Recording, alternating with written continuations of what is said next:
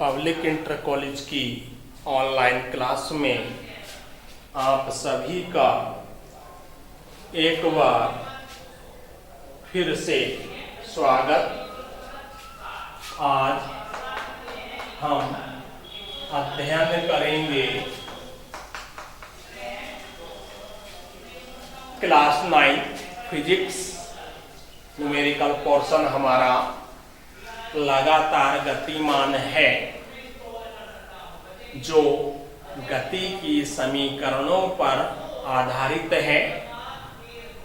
उन्हीं समीकरणों का नित्य नए रूप के साथ न्यूमेरिकल आपके समक्ष आपकी बोर्ड स्क्रीन पर क्वेश्चन नंबर 8 और 9 आपको दिखाई दे रहा है। पहला क्वेश्चन, एक वस्तु विराम अवस्था से 8 मीटर प्रति सेकंड स्क्वायर के एक समान त्वरण से चलती है। वस्तु 160 मीटर प्रति सेकंड का वेग कितने समय में प्राप्त करेगी तथा कितने समय में वह कितनी दूरी तय करेगी। नवा क्वेश्चन कह रहा है, एक वस्तु का प्रारंभिक वेग 6 मीटर प्रति सेकंड तथा त्वरण 2 मीटर प्रति सेकंड स्क्वायर है। त्वरण की पहचानने की सबसे आसान तरकीब सेकंड के ऊपर घात 2 है, यानी होती ही है।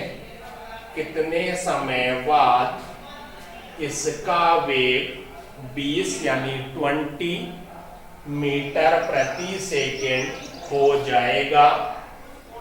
दूरी भी ज्ञात करनी है, तो इसी क्रम में इन दोनों क्वेश्चनों को सरल करेंगे। सर्वप्रथम क्वेश्चन नंबर 8, इसने कहा एक वस्तु विराम अवस्था से, विराम का मतलब शून्य, तो हम लिख सकते हैं वस्तु का प्रारंभिक वेग u बराबर क्या हो जाएगा, 0। आगे कहा है 8 मीटर पर सेकंड स्क्वायर के एक समान त्वरण, तो हम लिख लेंगे वस्तु का त्वरण ऐसे दिखाते हैं, कितना हो जाएगा हमारा 8 मीटर प्रति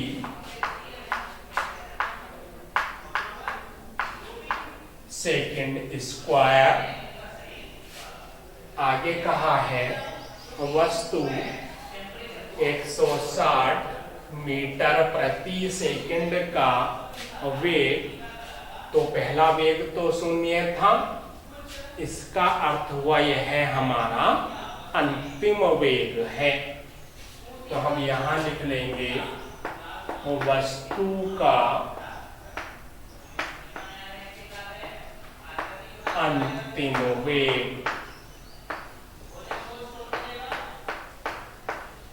v से दिखाते हैं, और कितना दिया है 160 मीटर प्रति सेकंड। ये हमें वस्तु का अंतिम वेग प्राप्त हुआ। एक चीज और पूछी उसने, कितने समय में वह कितनी दूरी तय करेगी, अर्थात वस्तु द्वारा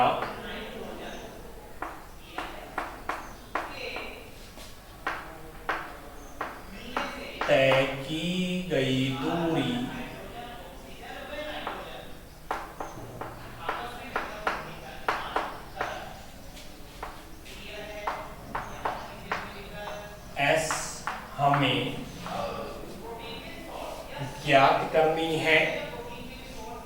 वस्तु द्वारा तय की गई दूरी s।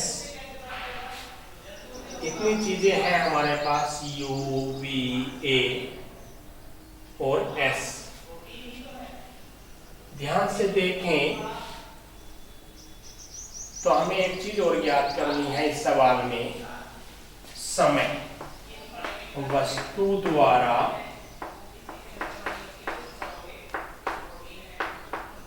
लिया गया समय t भी ज्ञात करना है। उसने कहा था 160 मीटर पर सेकंड का वेग कितने समय में प्राप्त करेगी, अर्थात टाइमिंग भी ज्ञात करनी है। क्लियर सी हुई बात। इतनी चीजें हैं। सिंपल रूप में करें तो सर्वप्रथम गति की पहली समीकरण ही यूज कर लेते हैं। इसी से हमारा सवाल सरल रूप में हो जाएगा। तो हम यहां लिखेंगे गति की प्रथम समीकरण से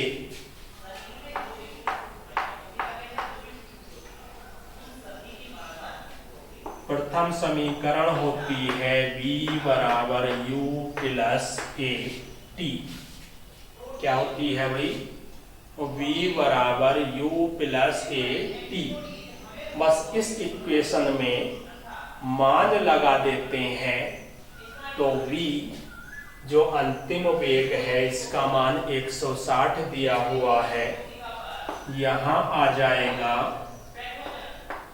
u का मान 0 है, ये हो गया। a का मान 8 है, ये आ गया। और t यहाँ पर ज्ञात करना है तो t को हमने इसी तरह लिख लिया। t अर्थात टाइम, यानी समय को इंडिकेट करने के लिए हम t का सहारा लेते हैं। अब ये शून्य तो बेकार हो चुका। ऐसा मतलब है कि शून्य में 8 जोड़ लो, 8 बन जाए। इधर का पोर्शन अलग है, इधर का पोर्शन अलग है। तो ये बचा 160 बराबर 8t।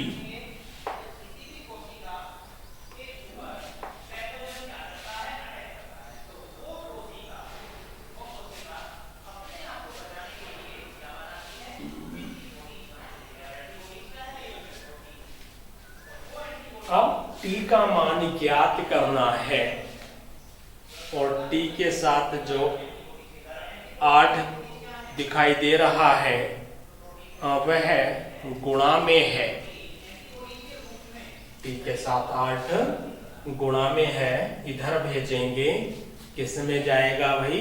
भाग में जाएगा। तो यहां कर रहे हैं t बराबर 160 अपॉन 8। गुणा में है, कहां पहुंचा? भाग में। 8 दूनी 16, कितना आ गया? 20 सेकंड हमें प्राप्त हुआ। ध्यान से देखो कितना प्राप्त हुआ हमें। t बराबर 20 सेकंड समय प्राप्त हुआ। आगे भी हमें कुछ ज्ञात करना है। टाइम निकाला, हमें दूरी भी ज्ञात करनी है। दूरी ज्ञात करेंगे तो सिंपल वे में हम लगा लेते हैं गति की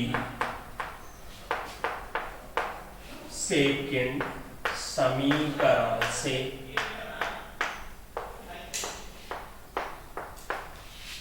अब सेकंड समीकरण जो होती है हमारी, वह होती है s बराबर ut plus half at square.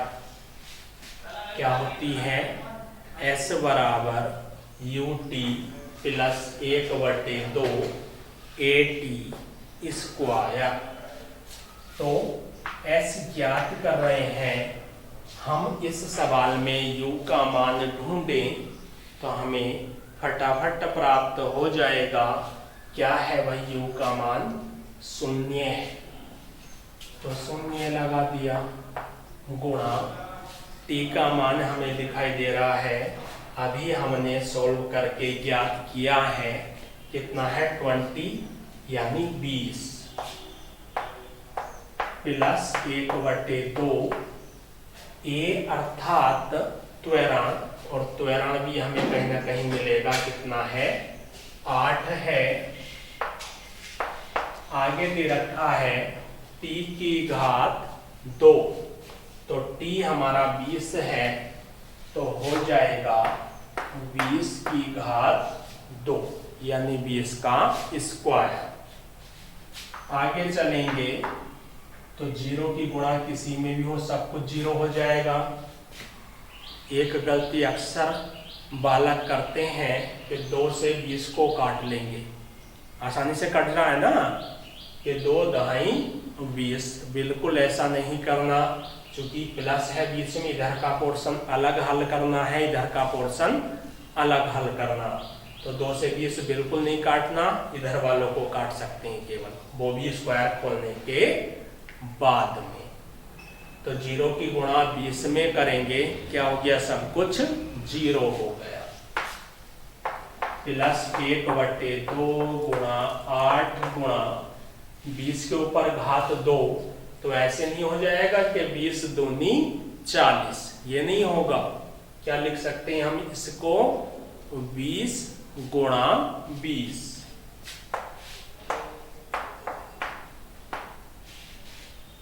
दो से काटें तो 2 चौक 8, हमारे पास बचा 4 गुणा 20 गुणा 20। अब हमें इन तीनों की गुणा करनी है और अपना उत्तर प्राप्त कर लेना है। तो तीनों की यदि हम गुणा करें तो क्या हो जाएगा हमारा, 4 दूनी 8 दूनी 16, 2 शून्य साथ में है, और मात्रक क्या हो गया भाई, मीटर हमारा मात्रक हो चुका है।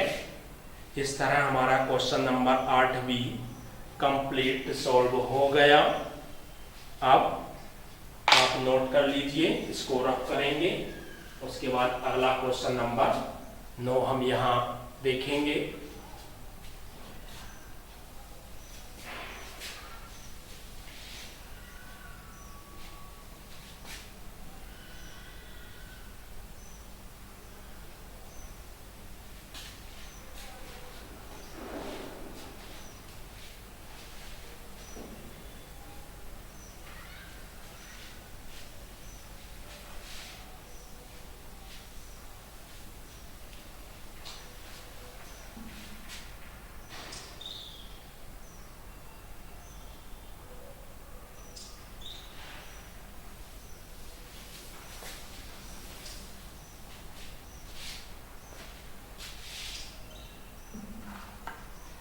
तो क्वेश्चन नंबर 9 में कह रहा है भाइयों, ध्यान के साथ देखिएगा, एक वस्तु का प्रारंभिक वेग 6 मीटर प्रति सेकंड अर्थात प्रारंभिक u मिला।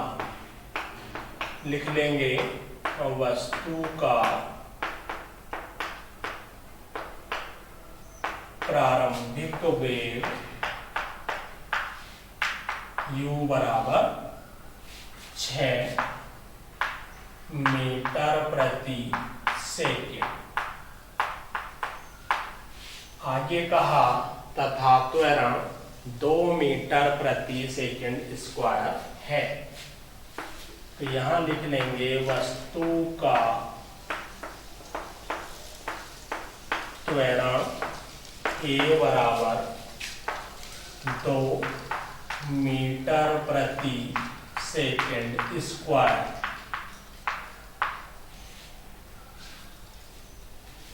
कितने समय बाद अर्थात समय ज्ञात करना है। लिखेंगे लिया गया समय t बराबर क्वेश्चन मार्क ज्ञात करना है। ये हमें कितने समय बाद इसका वेग, इसका किसका, वस्तु का,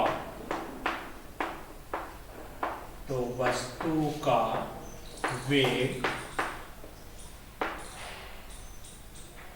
वो भी कौन सा वेग, अंतिम वेग,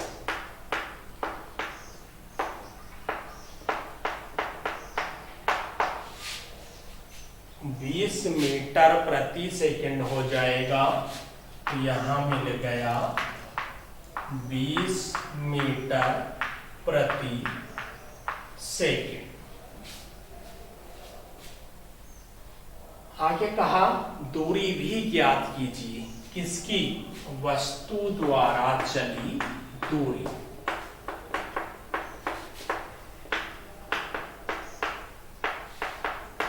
ऐसे दिखाते हैं। तो हम क्या करते हैं, गति की प्रथम समीकरण से, प्रथम समीकरण हमारी क्या कहती है हमसे कि v बराबर u प्लस at, v का मान 20, u का मान 6, a का